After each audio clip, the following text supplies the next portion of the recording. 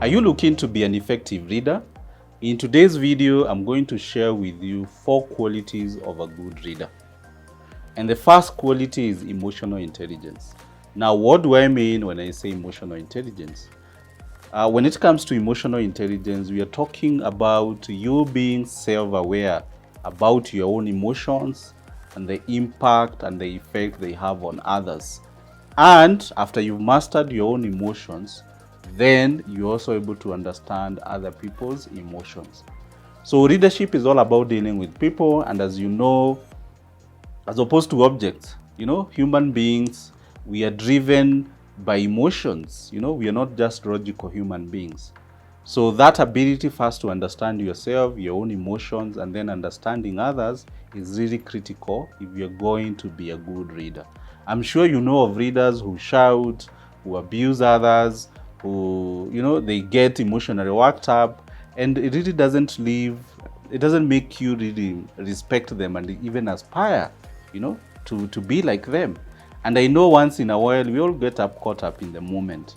But if this becomes a daily thing, if this becomes a norm, then we can say that you're not emotionally intelligent. So if you are looking to up your game in terms of being a good reader, then you need really to master emotional intelligence. And there are so many courses, there are so many resources that can teach you on how really to improve on your EQ, your emotional intelligence. The next quality of a good reader is the ability to be empathetic. Now, what do I mean by empathy?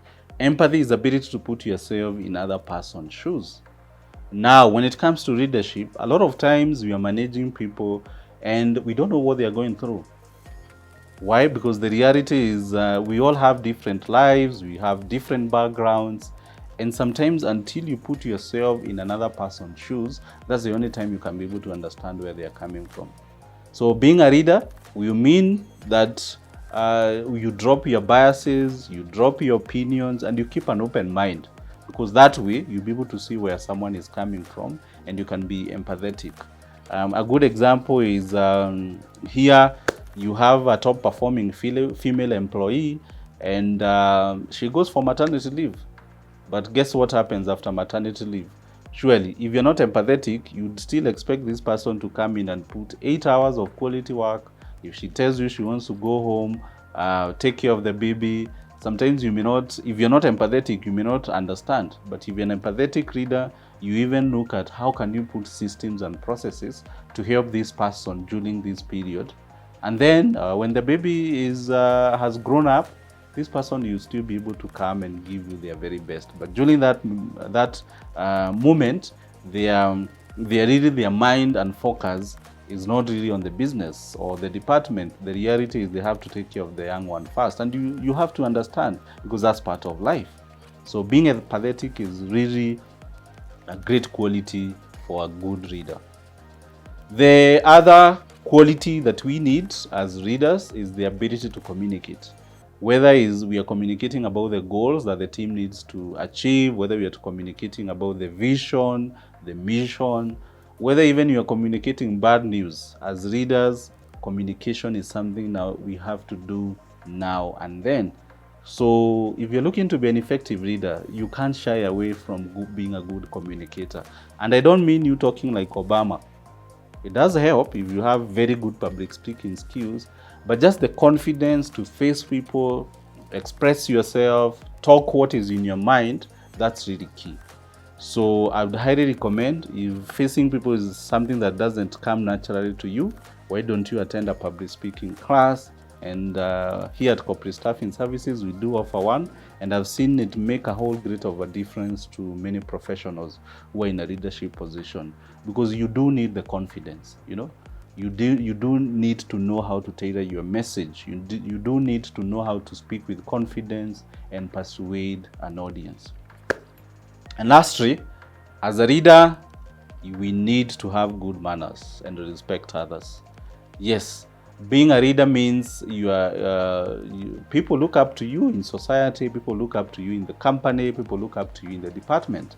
But that does not mean you step on people. It doesn't mean you treat people the way you feel like. So, and I'm sure you know of cases, especially this year, where we've seen people in leadership position where they've lost it, and this has costed them in a big way. Some have lost jobs, others have lost companies, careers have been affected, you know, in a way perhaps these leaders may not be able to recover.